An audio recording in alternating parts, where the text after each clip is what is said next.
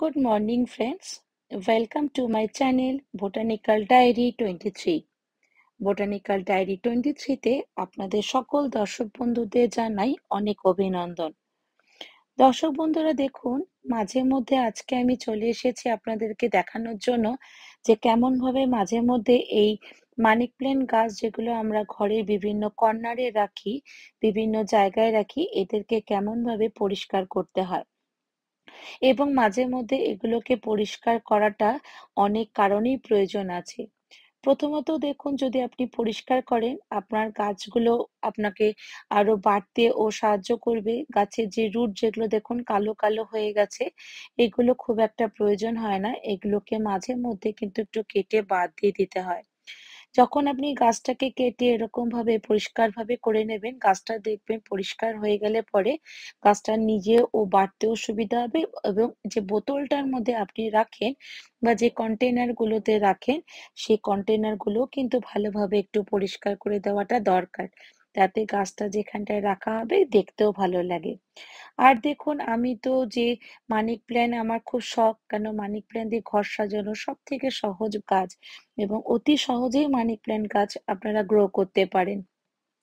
বোতলে money plant করা দেখুন, আমি বেশ কয়েকটা বোতলের মধ্যে যেই বোতলগুলো ডিসকার্ড হয়ে যায় বা বোতলের কিছু দেখি যে বোতলটাতে খুব একটা ইউজফুল জিনিস রাখা যাচ্ছে না, তো সে মধুর শিশি হোক বা যে কোনো কন্টেনার হোক, প্লাস্টিকের কন্টেনার হোক, আমি সব জায়গাতে অল্প অল্প করে কাটিং করে এরকম ভাবে রেখে দিই গাছগুলো।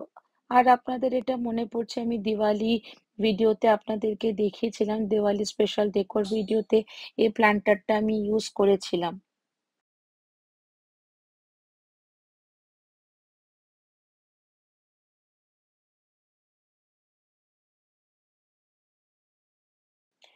এগুলোর মধ্যে আমি সবসময় রাখি না, যখন কোনো ফেস্টিভ্যাল থাকে তখনই আমি এগুলোর মধ্যে রাখি।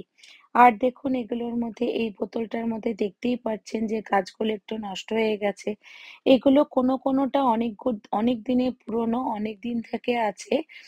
কোনো সময় এগুলো আবার আমি নতুন নতুন যখনই সময় হয় তখনই লাগাই। কিন্তু চেষ্টা করি প্রত্যেক মাসে এগুলোকে একবার করে পরিষ্কার করার। যেগুলো হাতের কাছে থাকে সেগুলো তো প্রায়শই করে নিই।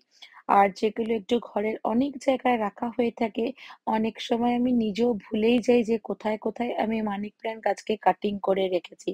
যেমন দেখুন, আপনাদেরকে আমি দেখাই, এই যে গাছটা আমি পরিষ্কার করছি, এই গাছটা আমি রেখেছিলাম আমার জানলার বাট রাবার প্ল্যান্ট গাছ আছে, রাবার প্ল্যান্ট গাছের ঠিক কোনায়। আমি নিজেই ভুলে গেছিলাম ওখানটায় যে গাছগুলো রাখা হয়ে আছে। অনেক গাছ অনেক জায়গায় এরকম ভাবে রেখে দিই এবং মাঝে মধ্যে যখন ফেস্টিভ্যাল হয় তখন বেশ এগুলোকে এদিক থেকে ওদিক থেকে খুঁজে বার করে ঘর সাজানোতে খুব ভালো লাগে। এই গাছগুলো কেন পরিষ্কার করা দরকার সেটা আমি আগেও বলেছি। আমার অনেক পুরনো ভিডিও আছে।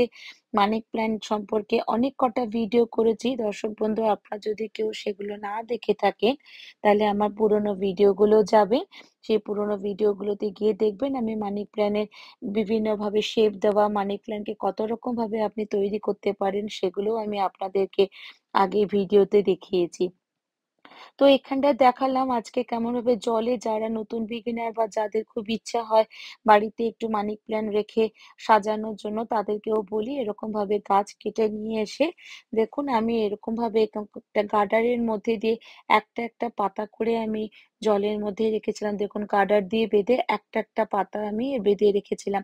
দেখুন, তার থেকে একটা পাতার থেকে কত ছোট ছোট পাতা আবার বেরিয়ে গেছে।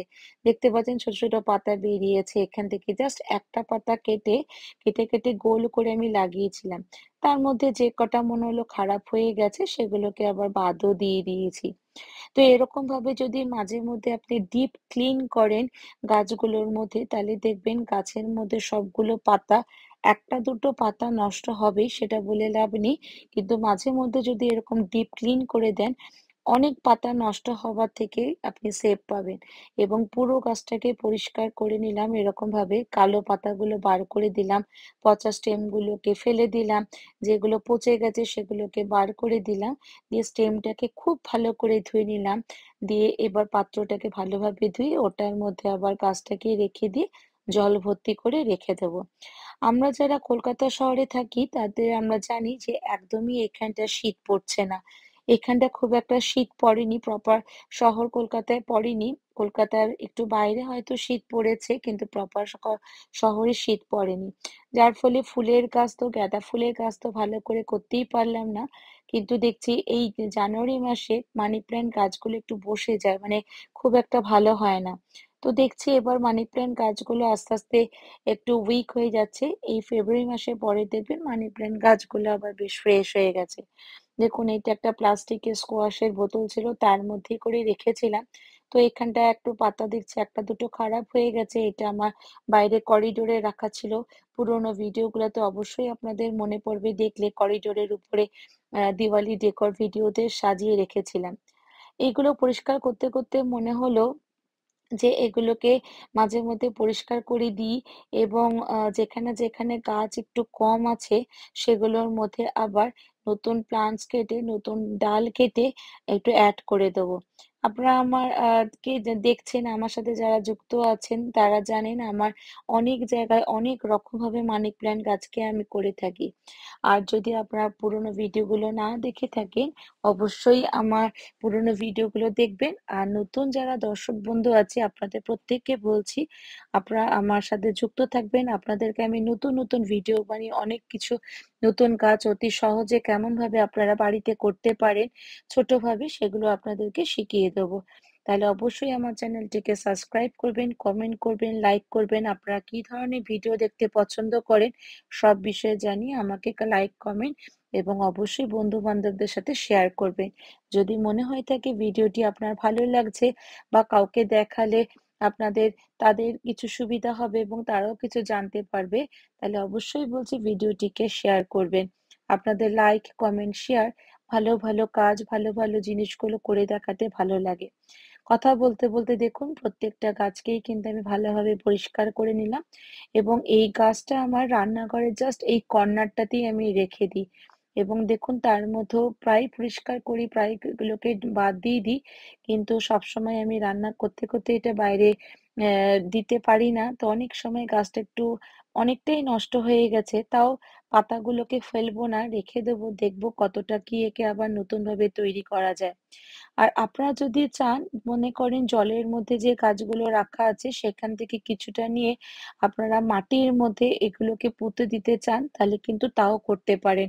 একটু রুট গুলোকে পরিষ্কার করে নিয়ে মাটিটাকে একটু মাটির মধ্যে পুঁতে দেবেন, দিয়ে অনেকটা জল, বেশ অনেকটা জল দিয়ে মাটির মধ্যে রেখে দেবেন। প্রথম 1-2 সপ্তাহ একটু জল এবং মাটি বেশ বেশি করে করে দিয়ে গুলিয়ে রেখে দেবেন, দেখবেন গাছটা ধরে গেছে। ভাবলাম রান্নাঘরে আরেকটা গাছ আছে সেটাকেও একটু রাখি। এটা আমার একদম একটা কর্নারে রাখা থাকে, কিচেনে গ্যাস কর্নারের দিকে রাখা থাকে টেবিল টপের উপরে। এটাকে আমি প্রায় পরিষ্কার করি, তাতেও দেখুন অনেক বড় স্টিক ছিল, মানে পচে পচে এতটুকুনি এসেছে, কিন্তু তার পাশ থেকে খেয়াল করছেন একটা বড় রুট বেরিয়েছে। 2 দিন পরে এটাকে আমি আবার মাটিতে করে দেবো, এবং এটাকে আমি একটা সুতলির সাথে বেঁধে দিই যাতে ও উঁচু করে উঠতে পারে। কথা বলতে বলতে দেখুন এই গাছটাও পরিষ্কার করে নিলাম। তাহলে দেখলেন প্রত্যেকটা গাছ সুন্দর পরিষ্কার হয়ে গেল, প্রত্যেকটা গাছ নিট অ্যান্ড ক্লিন লাগছে।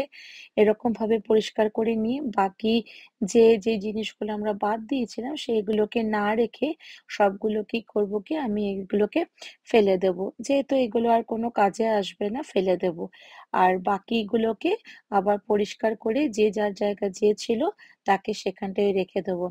আমাদের কর্পোরেশন থেকে এবং মিউনিসিপ্যালিটি থেকে রেগুলার নোটিশ দিয়ে যাচ্ছে জমা জল একদম ঘরে রাখবেন না, কারণ প্রচন্ডভাবে ডেঙ্গু হচ্ছে।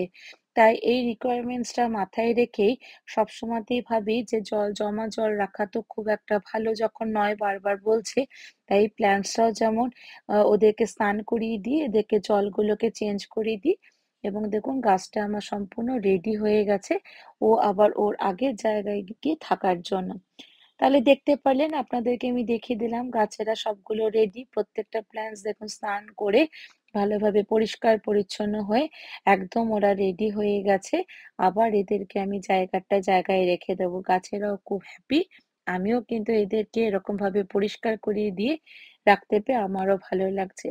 মাঝে মধ্যে এরকম কালো পাতাগুলোকে একটু কেটে বাদ দিয়ে দেবেন, তাতে দেখবেন গাছটা দেখতে ভালো লাগছে এবং প্রত্যেকটা অনুষ্ঠানে দেখুন গাছটাকে আমি গল্পে করতে, করতে আপনাদের সাথে উল্টেই রেখেছিলাম। আবার সোজা করে দিলাম। কথা বলতে, বলতে সব গাছেরা স্নান করে নিল, গাছেরা পুরো ফ্রেশ হয়ে গেল এবং জায়গায় গাছটা জায়গাতেই আবার করে দেবো। দেখুন গাছগুলো পুরো রেডি হয়ে গেল। আজকে এ কটাই দেখলাম। ধন্যবাদ বন্ধুরা। যদি আমার ভিডিওটি ভালো লেগে থাকে আমাকে কমেন্ট করে জানাবেন। দেখুন গাছগুলো জায়গায় রেখে দিয়েছি এবং বলেছিলাম এই গাছটাতে একটু স্টিক কম লাগছে। একটা এটার মধ্যে স্টিক অ্যাড করে দিলাম। এটা করিডোরে থাকে। করিডোর ভিডিও আপনারা দেখবেন তাহলেই বুঝতে পারবেন। একটা স্টিক অ্যাড করে দিলাম। ২ দিন পরে দেখবেন স্টিকটা অনেকটা সোজা হয়ে গেছে। ভালোই লাগছে একটা স্টিক অ্যাড করাতে গাছটা একটু ভরা, ভরা লাগছে। আর যে গাছটা নিচে রাখি, কর্নারে রাখি আপনারা ভিডিওতে দেখেছেন, একেও জায়গায় রেখে দিলাম।